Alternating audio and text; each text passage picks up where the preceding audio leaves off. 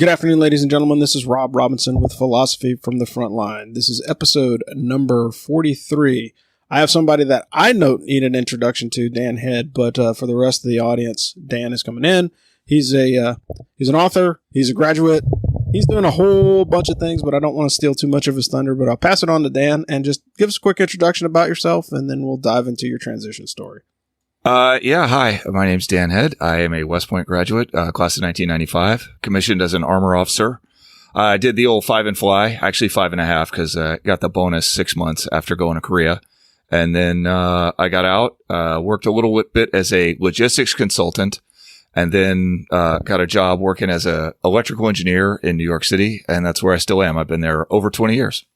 Wow. Stability. And it sounds like, one of the things that we talk about in this podcast is how the transition stories work. And one of the problems that people have is landing their long-term opportunity, right? So some people get out and hit the first one, but you are incredibly blessed if you find that first gig that you like long enough to stay there for a while. It's tough. I did not land the first gig that I liked long enough to stay in there for a while. It was the second gig.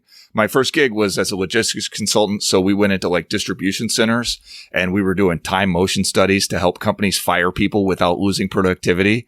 And it was evil. Like we were doing evil. And I didn't leave voluntarily. I got laid off during the .com bubble crash. I was living in a hotel room on the 13th floor of the Hilton in Hartford for 8 weeks, 10 weeks. Wow. On an expense account. I literally, it's the only time in my life I've had more money than I knew what to do with, but it was evil. I was doing evil. Yeah. Well, It sounds like the Bobs from Office Space. And for those of us that are old enough to remember that one, we completely understand. For those of you that are young, they're called efficiency experts. They come in, they look at your organization. And, oh, for sure. And one of the things is, total quality management is something that started in the 80s and 90s. And it's only gotten more aggressive with the onset of artificial intelligence and machine learning and the ability to do the analytics. And we're on the Ask for Football show together. And so we talk about football all the time and we talk about analytics in football, which is at least, those powers are being used for good. But it definitely adds to your ability as a veteran to kind of understand that thing. And one of the problems that I've seen, particularly in transition, is people get stuck and they don't want to try anything new. And so what I would encourage people to do is find what that other thing is. So for you, Dan, you've written a couple books and you're still pretty active with a lot of the stuff that you do. So just tell us a little bit how you got into the writing bits and your current job. Cool. You've been there for 20 years. I'd love for you to expound on that as well. But I just think I want to explore some of the other avenues that you kind of cover. So West Point has the Trinity, right? The Holy Trinity. You've got cadet, academic, athlete. And I am 48% athlete and probably 46% academic. And that was a little bit in there for military professionalism. And so with that, I never got lost in all the hua stuff. I just listen, I know we got some Rangers listening to this. That is not what I was doing in the Army, right? I branched armor and I just was not into all the hua stuff at all. And that I guess it just left me a little bit more free to sort of explore my artistic side. Not that soldiers can't be artistic. I mean, Audie Murphy was a freaking poet. It's definitely possible. But I majored in history. Writing was probably my strongest thing at the academy. I probably taught 20 people to write 5-paragraph essays and therefore pass plebe English. And then I got out and tried to write comic books for a little while, established a small press comic book company. However good work is going or it isn't going, you got to do something for you. And writing is what I do for myself. Ask for Football is what I'm doing for me. Work is work. I like what I do. I think it's in the public interest, but, leaving that little space for myself, I guess I would say at work, it's the same thing, I'm still an athlete. Engineering is great. It pays the bills, but I'm like an athlete and a writer. And when I'm at work, I work. Yeah. And I think that's what you capped in on, really, that a lot of people don't think about, is that work-life balance, right? We talk about that all the time. It's definitely not something that you get in the Army, because the Army is going to take way too much of your time way too often. And So as you're transitioning out, maybe that's one of the things that you have to look at is balancing your opportunity so you can spend time with your family. You know, it's different for people that did 5 years or 10 years or 15 years. I did 23 years. Right now, I'm doing payback to the wife right now for all the time I was out of the house. Like Tabitha and I were newlyweds up until like last year. And the reason why was because I was on the road every 18 months, like clockwork, deploying to, you know, some place in the world that doesn't speak English so well with people that wanted to kill me. And so as a veteran, you have to consider that. Like some people, you know, the people that are unable to make that transition when they come out and they forget about their family as they move into their next job, you're going to have issues, right? You already have issues. There's probably issues that have been baking for years that you're just not aware about because, you know, your spouse who is focused in on the mission just like you are is concerned with you getting out of the door and you getting back home in one piece. And then all the other stuff kind of falls to the wayside. And then just like anything, when you stop for a second, everything kind of starts to creep up and catch up with you. Yeah. I was only in for 5 years, 5.5, if you will. And I racked up a divorce. Like, you know, and the Army is such a conservative institution that they want you to get married. It's just like in their mind, you know, if you're like a mid-level captain and you're not part of a family unit, they sort of don't know what to do with you versus New York City, where if you're 40 years old and you're married with kids, like that's young. So that's like cultural. And I don't even think that they realize how much so. So yeah, and then I got out and I took that job as a consultant and I was on the road. I was living in hotels. Like it was worse in the Army in some ways. I was never anywhere. I was just living in my car. Wow. Yeah. And that's something that I haven't experienced, but I could see how that would be. Yeah. You know, it's a pressure cooker, whether it be on you as an individual or your family situation or relationships or whatever. So it could be pretty rough. But you've talked about the consulting thing and you've talked about what you do now, you know, but what was really the hardest part of you coming out of the military and seeing that you said that you were not the HUA wide open guy? It may have been a little bit easier for you than some, but there may be somebody in the audience that can glean a lesson or two from you. Oh man, I had to explain this. So my father was a Marine. I grew up on Marine bases, you know, following him around the country. And then I went to West Point and then I joined the Army. So now it's like I'm 27. And it was just an epiphany. Like if I'm ever going to do anything else with my life, then now is the only time. It's now or never. And I just sort of wanted to see what was out there without having any clue. And then after a lifetime of following my dad around and then, you know, going to military school and then joining the military myself, like HUA or not HUA, I even now, like civilians, people who have never served, can be just hard to talk to. They're so concerned with hurting each other's feelings that sometimes I don't even know what they're trying to tell me. It's like, okay, so you're telling me that this work product was bad? Like, I don't even know what you're saying to me. So yeah, it was frustrating. And then took a job as a consultant where you're not actually in charge. You're trying to talk people who are in charge into making decisions without sort of giving them the answers. And that was crazy. When I got the job in New York, you know, I was running overhead construction crews, putting poles in the ground and hanging transformers. About half my guys had been in the military, mostly in the Navy. Wow. That was 1,000% better. Like the reason I've stuck with it for so long is because my company employs a huge number of veterans. Like, I don't know if it might be fully 15%. Like, wow. And yeah, it's more Navy guys than Army guys in the electric industry, just because they get exposed to, you know, and the Navy electrician is a job and the Army, that's like not a job. But, yeah, it's been better. I mean, my company now is almost like working for a motorized infantry division. We just happen to be deployed to New York City. Yeah. And that's a good thing. And again, what you mentioned is something that I try and point people to is like, hey, look, make sure that you're searching for the right fit for you, right? So when you're going into that interview is just as much you asking the company the important questions as the company asking you important questions. Because again, that veteran population is important. You know, there's tons of, and I've seen guys blow deals that are trying to do business with the military, but because they don't speak the language, that cross cultural communication is super, super important. So making sure you understand the corporate language, and that's something that you can do as part of your transition. You know, there's tons of different guides out there. There's Mission Transition from Matthew J. Lewis and all these other folks that have all these different resources out there.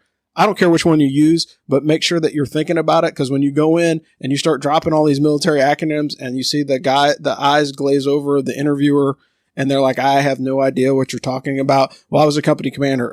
What does that mean? I was an entry-level management of 170 personnel. Like there's a difference in being able to speak the language of whatever target that you're going after. So it's super important to understand that.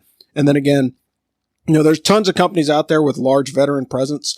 Look them up. Like you can Google it, like top companies that hire military, and you're going to see all those. And then again, it's one of those things that like, I'm a LinkedIn troll, so I will find you on LinkedIn if I have interest in your company, connect with you and say, hey, look, what will you tell me about the veterans that work in your organization so I can have a better idea of what your company is like, regardless of, what the firm does. Like, I really want to be able to work with people. And the military is going to give you more responsibility than you are ever going to get in the civilian world, barring some, natural disaster. It's just, there's nowhere else on this planet where at 22, they're going to be like, these 20 guys work for you and you're in charge of these 5 tanks or, 4, because I had the S3s tank in my platoon. Like that is just never going to occur ever again. And so taking that and being like, oh yeah, I'm used to being in charge of all these guys. And then you go into the civilian world and you're trying to explain to people, oh, I was the assistant S3 and, there were 700 people in the organization and we did all this. And they just like, they don't believe it. I mean, it's just, they're just not prepared to handle that level of responsibility. That's the kind of responsibility that in the civilian world, they would give to a person who's 40 because they can, right? Yeah. If in the civilian world, if you're good at a job, you can just keep doing it and everybody's happy. Like they're paying you something. You're happy to get that money. You're adding value to the organization. Like this can just continue. You don't have to move. Yeah. And I think that's an important part. So really, key takeaways from this discussion right now is one, know your worth and figure out what you want to do when you leave. And again, the Army's not for everyone. It's a great place to start. And that's what I tell people when they're like contemplating joining the military. Oh, should I join the military? It's a great place to start. You do 5 years, you do 20 years. Who knows? Who cares? Yeah. Right. But you can glean some skills and some interpersonal skills that you may not have by the experience in and of itself. But I mean, I am the type of person that I like to keep myself busy and I have a lot of irons in the fire. And Dan, you are the same way. And so one of the things I do want to talk about is your book and some of your other charitable stuff that you've been doing, because again, it doesn't stop. Your service doesn't stop just because you've taken off the uniform. And I think that's one of the things that affects a lot of people, or they stay in that extra term because they're not sure, because they have that purpose and that point and that mission that they're doing. But you, of all people, can explain, a lot of the stuff that you've done outside of the uniform, which has been just as impactful. Yeah, I strongly agree with the idea that you have to find some way to continue to serve. Like when we were at the academy, the mission was to train cadets for to inspire cadets to a lifetime of service to the nation, with the understanding that you weren't going to end your service when you left. So, I've written a lot. My father, he left the Marine Corps. My father was the bad veteran story.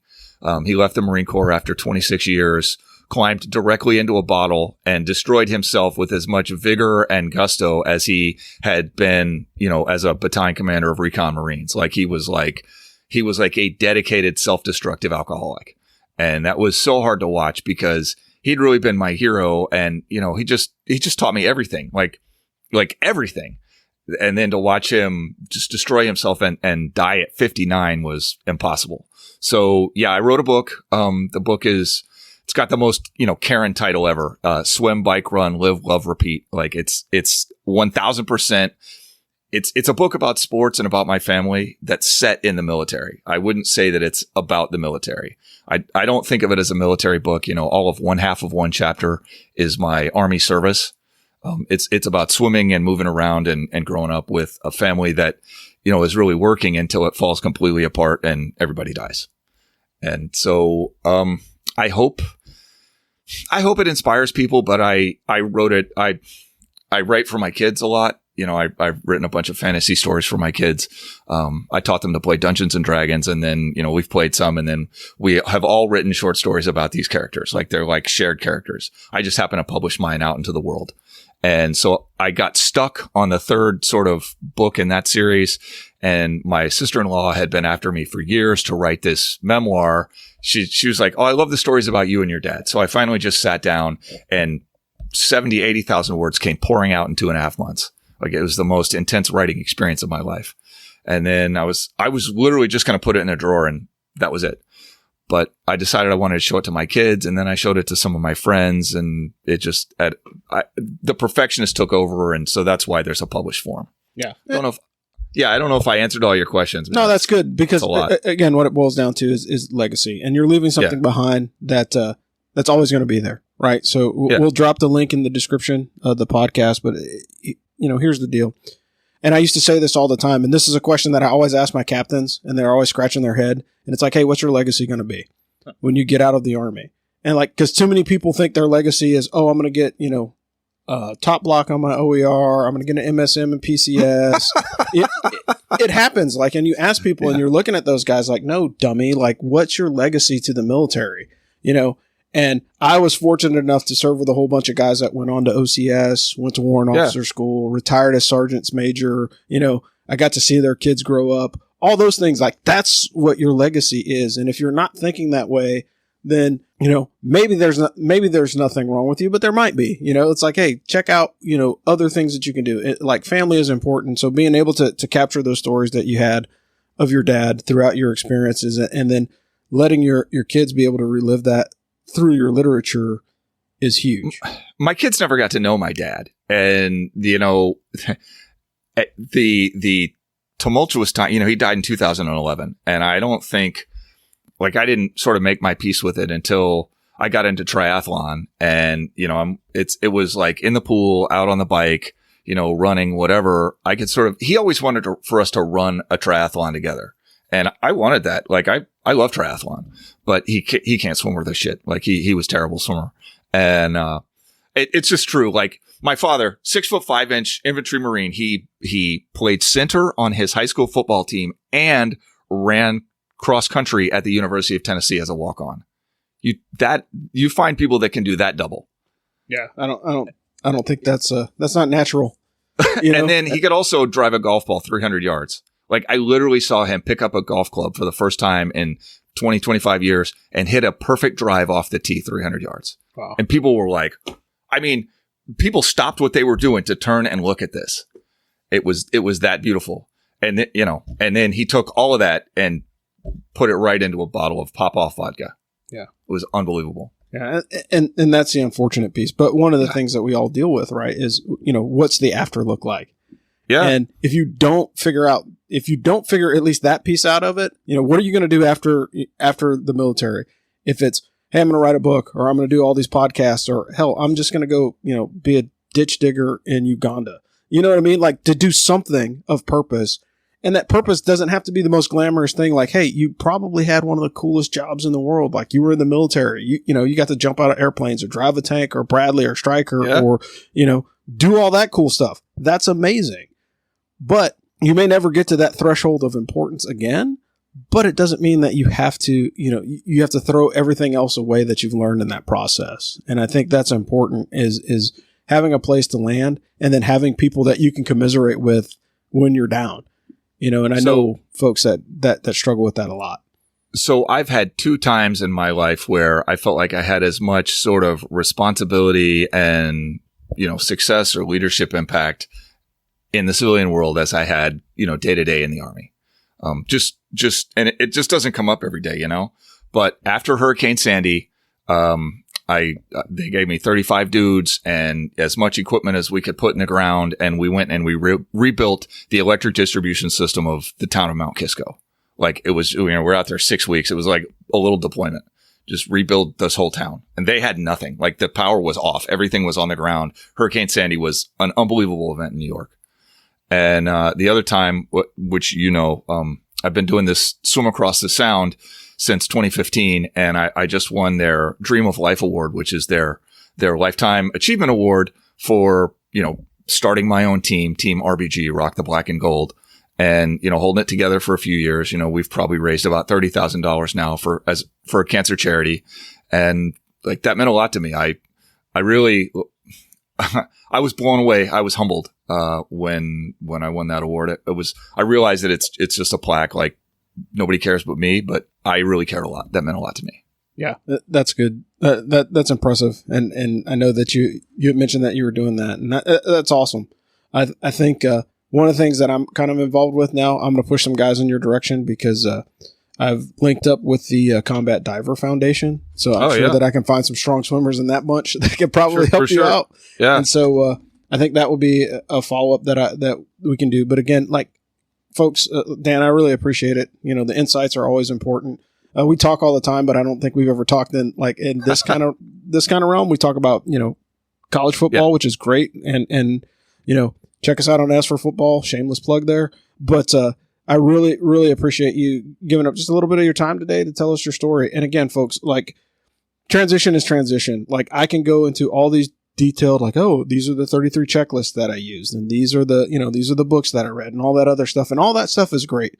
But the reality of it is putting a face or putting a stamp on it. So you understand that your experience is unique to you. And that's one of the failings of the Army transition program is it's like, hey, we've got this program that 98% of people are going to be successful in. Well, if 98% of people are successful at it, it's probably not a success, right? If you look at the generations of all kids getting a trophy, how many of them are actually being successful because everybody received a trophy on the back end of it because they didn't really have to work for something because we're too afraid to let people fail.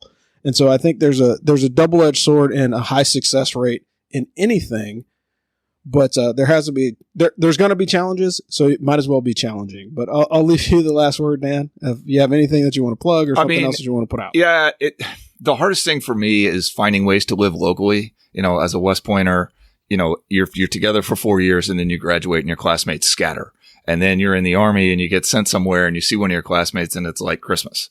But then you get out of the Army and you never see your freaking classmates because they definitely don't live in the state of Connecticut. And you're trying to find a way to like embrace your local lifestyle. And that's been the hardest thing for me. And I would say professional success completely aside, if you can find a way to be happy in your lifestyle, that you're going to be a success. And that to me is the hard part.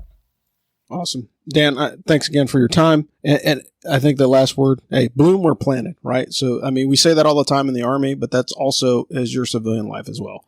But ladies and gentlemen, this is Rob Robinson with Philosophy from the Frontline. This is episode number 43 with Dan and Rob. We'll see you guys on the high ground. Thanks. Thanks for listening to Philosophy from the Frontline with Rob Robinson. We will bring you more interesting veteran transition stories, veteran advocacy, and more information in veterans transition in general on a podcast platform near you. This is Philosophy from the Frontline, and we'll see you on the high ground. Thanks.